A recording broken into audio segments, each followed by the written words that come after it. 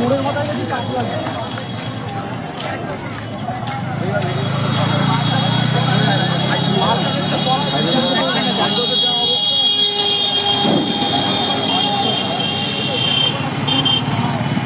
একটা ভয়াবহ অগ্নিকাণ্ড ঘটেছে।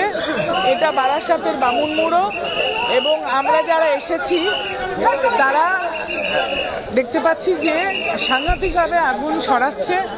আমি অগ্নি নির্বাপক দপ্তরের মন্ত্রী সুজিত বসুর সঙ্গে কথা বলেছি, ও আরও গাড়ি পাঠাচ্ছে।